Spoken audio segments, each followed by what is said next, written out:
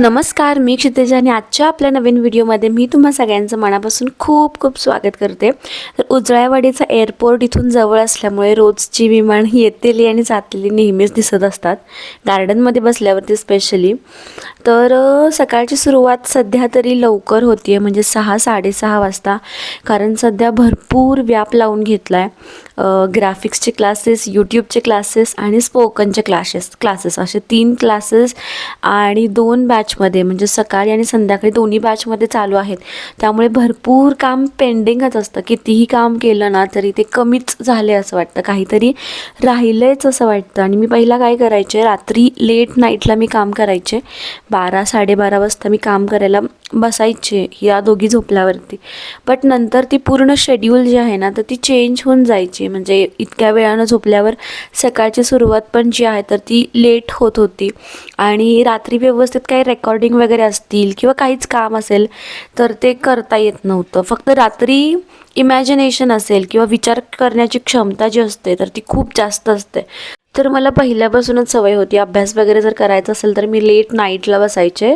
But not more than 1 o'clock, 1 किंवा 1:30पेक्षा आधीच झोपत होते मी. बट आता कामाचा लोड इतका वाढला आहे की 1:30-2 कधी कधी तरी बसावं लागतं.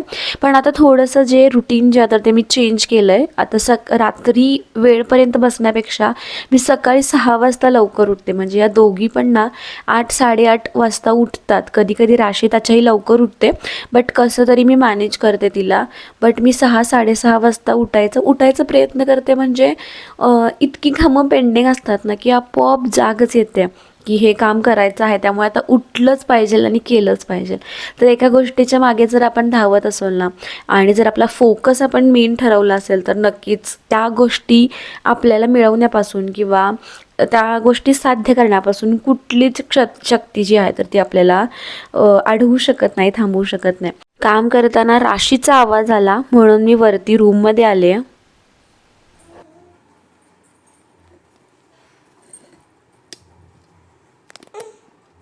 गुड मॉर्निंग मेरी जान. गुड मॉर्निंग मेरी जान. या.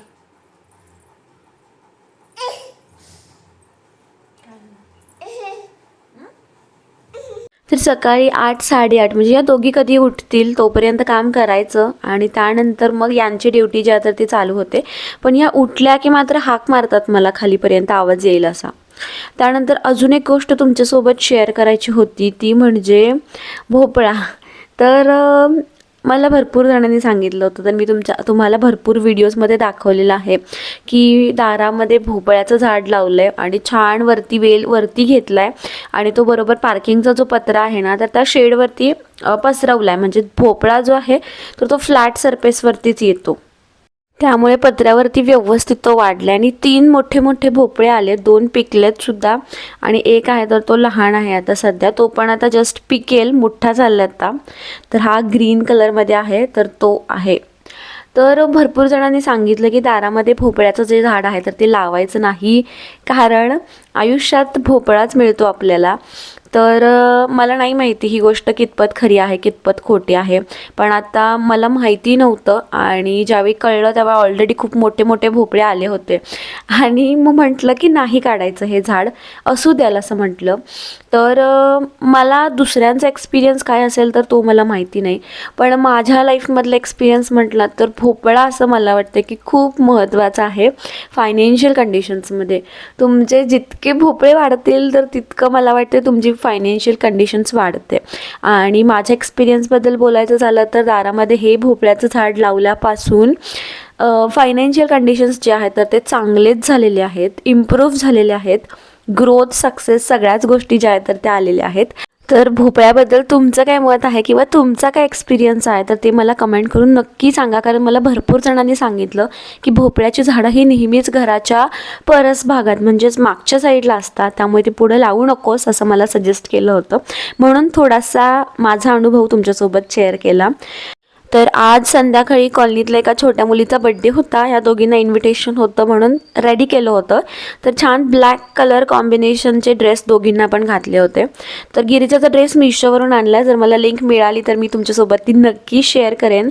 बट राशीचा जो ड्रेस आहे तर तो माझा लहानपणीचा ड्रेस आहे, राशीने घातलेला ब्लॅक कलर. त्यामुळे मला असं कुठेतरी वाटतं की ते मेमरीज आहेत माझे. फुल ब्लॅक जो वरचा टॉप आहे ना, तर तो माझा लहानपणीचा ड्रेस आहे, तो जपून ठेवला होता आणि त्यामुळे मी तो आता राशीला घालते. तर बड्डेवरून आल्यानंतर दोघींना प्रचंड भूक लागते. म्हणजे संध्याकाळी लहान मुलांना भूक लागतेच. मग ॲपलची प्युरी घेतली. गिरीजा ॲपलचे पीसेस खाते डायरेक्ट, बट राशी ॲपलची प्युरी लागते तिला. अजून तिला पीसेस खाता येत नाहीत. दात आला आहे, बट पहिला वरचा दात आला आहे जो की यायला नको असतो असं म्हणतात. आता हा सुद्धा मिथ असेल, असू शकतो, आय डोंट नो.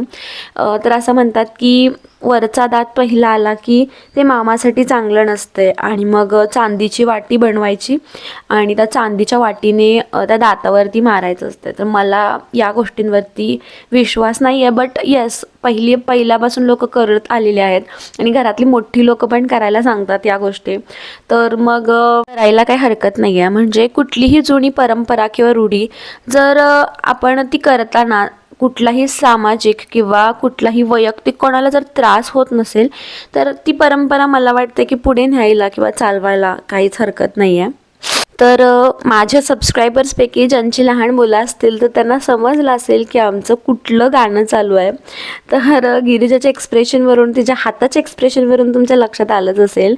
तर आमचं बेबी शार्क नावाचं गाणं चालू आहे. तर ते बेबी शार्कची वेगळी ॲक्शन आहे, मम्मा शार्कची वेगळी, डॅडा शार्कची वेगळी, ग्रँडमा आणि ग्रँडपा. तर 5 जणांची वेगवेगळे ॲक्शन्स आहेत. तर त्या 5ही ॲक्शन्स तिला कळतात.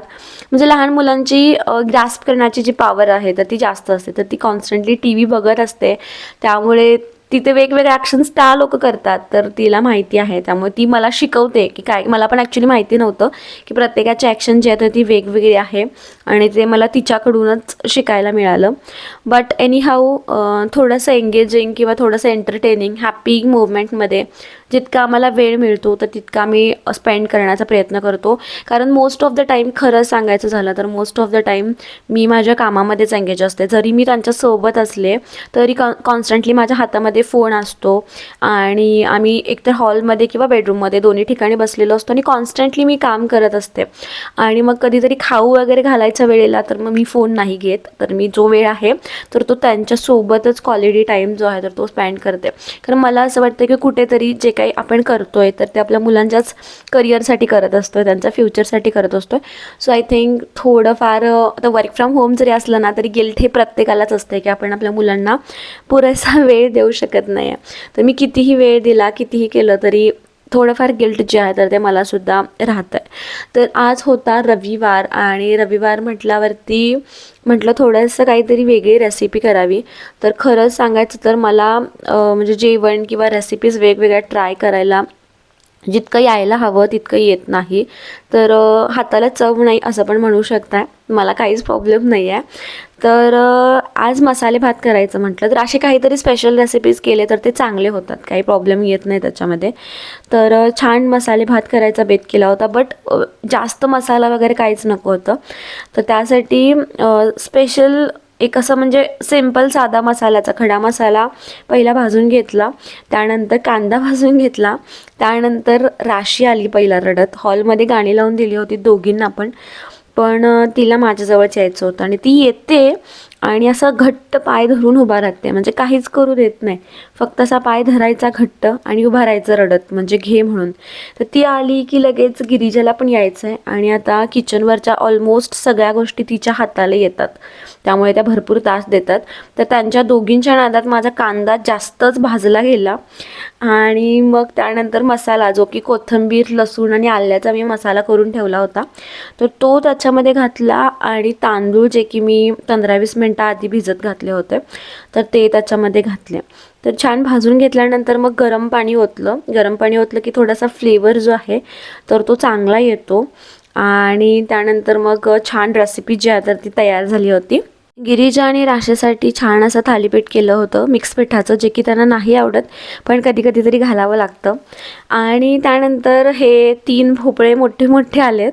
तर या भोपळ्यांबद्दल तुमचं काय मत आहे? भोपळ्याचं झाड दारामध्ये असावं की नसावं, तर ते प्लीज कमेंट करून मला नक्की सांगा. आणि जर त्याच्या मागे काही सायंटिफिक रिझन असेल तरीसुद्धा कमेंट करून मला नक्की सांगा. व्हिडिओ आवडली असेल तर चॅनलला लाईक, शेअर आणि सबस्क्राईब करा.